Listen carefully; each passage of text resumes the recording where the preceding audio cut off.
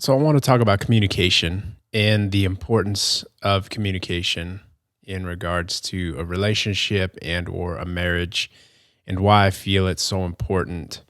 One of the things that has come up recently with um I don't know if we just consider it like an associate of mine, an acquaintance, is sort of the deterioration of their marriage. And it seems as if all signs are pointing towards these two reaching that legal form of separation, which nobody really wants. No one gets into the married life planning on not making it last. However, there are certain things that can lead to it. One of these things can be a lack of communication. It's my understanding that there was no forms of infidelity throughout this marriage. It really just seems as if they were two individuals who just drifted apart. And this can happen very easily. It can happen in relationships and it can happen definitely in marriages. That signing your name on that dotted line and saying, until death do you part, is not a concrete form of just a union that is, I mean, well, it is, but it also isn't in the same sense. People can change and people can grow over the years. And one of the things that my wife and I we discuss from time to time is the importance of maintaining a level of communication with one another, as well as spending time together, not necessarily as parents, but as people, as a married couple, making the time to date, making the time to treat each other special, find that babysitter and just get out of the house and do something together and have an adult conversation without children trying to yell and run amok. Now, in this individual's situation, having kids may have also led to this issue. And I say that because kids demand so much of our time and so much of our attention as parents, more than I think that people let on. I don't think that this was something that I was taught, and it's definitely not something that I knew I was going to experience being a parent myself. I wasn't prepared for my kids to sort of take the spotlight and lead the conversations. And if we're talking about something that they don't want to talk about, well, they're just going to interject themselves into the conversation and change it because they don't want to listen to what we're saying. And that can be very difficult to maintain a conversation with your spouse or with your partner. It's something that can just cause you to just get frustrated. I know that I've been frustrated myself when my kids are yelling because they want to be heard. And it's like I can't get a word in edgewise and have a conversation about my day with my wife or hear about her day and how it's been or what she's thinking or what she's just what's new, really, just catching up after a day of being away at work. And it seems like there are times where it's just easier to just say, okay, you guys have the floor, say whatever it is you want to say, and we'll just have this conversation when everyone's asleep. And when you keep pushing it, you keep pushing it off, you keep pushing that time to spend together off, it can very easily just be neglected because now I'm tired. It's late. The kids didn't want to go to bed on time, and I'd rather just go to sleep. We'll just have this conversation tomorrow, and tomorrow becomes the next day, becomes next week, and eventually you're no longer communicating with one another. And this can be compounded with the more children that you have. Now, this individual has had a lot of children throughout his life. And now that these children are older and the time is now there for them to enjoy each other's company and have the conversations with one another, they're at a position or a point in their lives where it almost seems as if I don't like you. Like, who are you? And that can be really difficult. Nobody wants to find themselves in that scenario. I don't think that anybody, as I said earlier in the cast, and I don't think that there's anybody out there who goes into marriage thinking that when our kids are older, I'm just going to be done with you. This is something that happens over time. These are things that become compounded and just layer up, and problems that were easily just whatever, this is how it is. We're too busy. We have to raise these kids right now. Those problems now surface once that responsibility of raising your children starts to ease up a little bit once they're older. Now, again, I'm a new parent myself still, so I could just be talking completely out the rear end and not know this, that, and the other about what I'm saying. However, it's something that I can see happening very easily if you don't communicate and you're not working through things. My wife and I, we've had issues where just small little things like who does the dishes and how often the dishes are done, or who thinks to start the load of laundry. I mean, just trivial. I mean, I don't want to say trivial when I know that they can be issues for debate, but when they are something that you can have a discussion about, you don't need to let it fester and boil over into becoming an argument. That if you just let that pass and you just keep going like one foot in front of the other, you're just in full blown parent mode, and you don't focus on the fact that you are another half of this relationship. You are another half of this marriage. Your voice and your issues or your problems deserve to be heard and managed, and find commonality or common ground and solutions for. Yeah, you can very easily wake up one day and think to yourself, I'm done. Forget this. I don't want to do this anymore. So it's one of the things that we currently work on now, because we want to recognize that this is a possibility. We don't want to go into our marriage or continue our marriage naive to the fact that people split up. The divorce rate within our generation is still high. Now, the millennials are coming in and they're fighting the good fight, and they're lowering that number. The divorce rate is dropping because of millennials, and it could be due to a wide range of things. It could be due to the fact that they grew up in households of divorced parents. It could be the fact that they're moving in to live with each other and earlier rather than waiting for marriage to do something like that. They could be getting married a lot later in life, so they have that time to figure out who they are, or find themselves as a person and as an individual before meeting that other person and just trying to go through the whole process of figuring it out while another person is trying to figure themselves out. So there are a number of reasons why for them the divorce rate may be a different stage than it is for us in my generation. But with that being said, we don't want to be naive to the fact that divorce is a possibility for anybody and everybody, and trying to take a proactive approach to preventing that, or preventative measures, is just all about communication, I feel. It's talking to one another, and it's having the talk, the tough talks about things that you may not want to.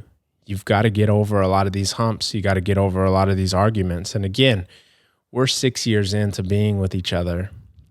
We've still got a lot of growing to do. Our children are still very young. We still have a lot of milestones to reach with them, and a lot of dynamic shifts that are going to change within this family. So I can't speak to the effect that had my acquaintance gone through life a little bit different, things would be different for him. That's not the case. I think that if maybe they want to seek out counseling or do something outside of the realm, but it's almost as if you have to re-fall in love with each other at this point, because a lot of these arguments and a lot of these just disagreements that they have are so far deep rooted. You're talking like looking back in the catalogs to like 10 years back. Remember that time when you didn't do this? Remember that time when you didn't do that? Well, you've been that way for the past 6 years. So tell me you're going to change now. And they won't believe it. So a lot of these things they do really boil down to, do you talk? Do you spend the time to talk? When you have a lot of kids, even just for myself, having two, it's very difficult to have the time or to make the time to have these conversations with each other. It's much easier to, as I said earlier, just go to sleep. Try to have the conversation later, but you've got to make the time. Just as you've got to fight for your relationship, like when you first start dating somebody and you meet them for the first time, you're putting your best foot forward. You want to show them that you are the person that can be that link, that other half to them that can complement them through life. I mean, if you're looking to marry them. And it is a constant effort on your part to maintain that, to not just settle in to the married life. I'm guilty of it myself. My wife enjoys getting flowers from time to time. She enjoys those acts of kindness. However, it's probably the one thing that I don't really do often enough. And she's called me out on it.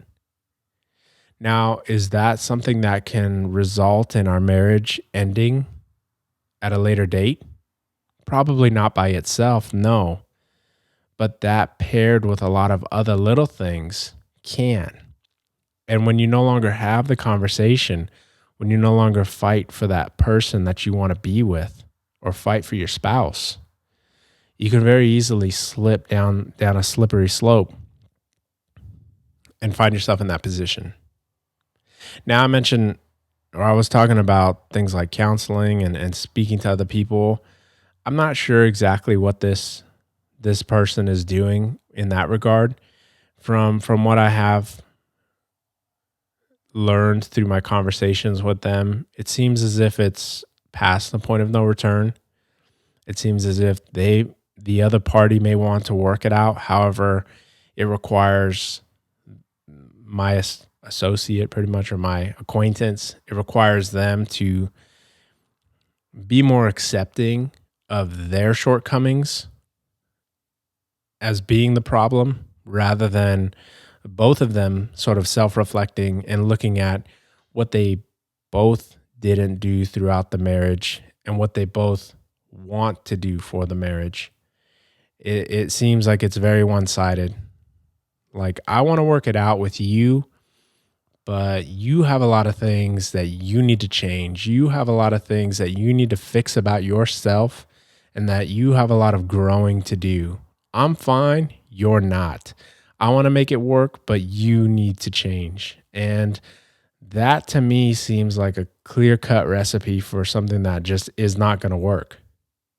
Because when you have to then sacrifice 100% of yourself, because no one is absolved of any guilt when it comes to being in a marriage. All are punished. Everybody is guilty of something in some way, shape, or form. And that's why it's so important to just talk. Make the time to talk to each other. My wife and I, we try. We try as best as we can. And it feels like it's tough because these kids, they're young right now. But I'm sure that these tough times where we're still able to make time to communicate with one another, it will get easier as they get older. And again, maybe we're not at a disadvantage because we don't have as many children. If you have a lot of children, I mean, gosh, maybe finding a babysitter out there. I don't really think that there's much that I can do for my acquaintance in this regard. I think that the conversation would have been great to have had as friends years ago. However, we didn't meet until recently. And so hearing about this, I'm not really in a position to provide, I guess, this type of, what would it be called? Constructive criticism, for lack of a better explanation. I can't really provide this to them because, again, we don't go that far back. And I don't know 100% of the details. But from what I do know, I think that I can share this with some of you that are out there who may be showing some signs of this being a potential, showing some signs that there might be something on the horizon that just doesn't bode well for both of your futures together as a married couple or in a relationship. And if you can learn from others, it would be that a lack of communication or a lack in making the time or a lack in even, not necessarily that you never had the time, but I mean, there are options.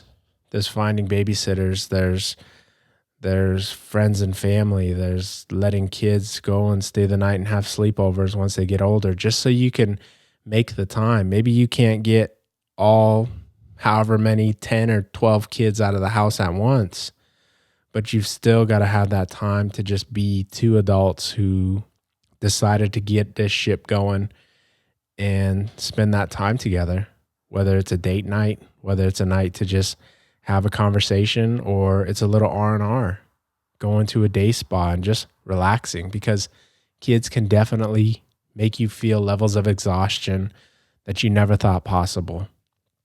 You'll be tired in ways that if you train in the gym 7 days a week and you're doing 2-a-days, or if you're an athlete, it's not quite the same level of exhaustion that kids can bring to you. And I'm not saying that it's negative in any way. It's just a very real feeling that requires like a mini vacay. You need that day. You need that 24 hours of recovery sometimes, or you need that little 4-hour window where you can just be a couple and you can just be without your children for a little bit. At any age, before we had our daughter, my mother-in-law would watch our son, so my wife and I can go out and catch a movie or go grab some sushi and just have a conversation with each other, talk about our days. And these are very important things. They helped us to find commonality when it was a very busy time as new parents. We both had no idea what we were doing. We still don't really have any vague idea of what we're doing. We're kind of just figuring this out together. But making that time, if I can drive that point home to anybody who might be, again, in finding themselves in the same situation, make that time. Find that babysitter, have that family member come through, and be a couple again. It may not help those who are already past that point, that in that no man's land, or past that point of no return, but I hope that it can help somebody who sees it on the horizon. So I want to thank you guys for taking the time to listen to these podcasts. It's definitely something that brings a lot of fulfillment to me as a father, in sharing my experiences and a little bit of my knowledge as I learn it. Again, I'm not claiming to be a professional here. I don't even think that you can teach a class on how to be a good parent. It's all up to perception. What do your kids think of you? What do you think of yourself? What does your spouse think of you? And to be quite honest, to be damned with anybody else who is an onlooker in their judgment, if they're not in your inner circle or part of your family. Their opinion doesn't really matter. Y'all are going to do whatever it is you do. And as always, till next time, you guys, see ya.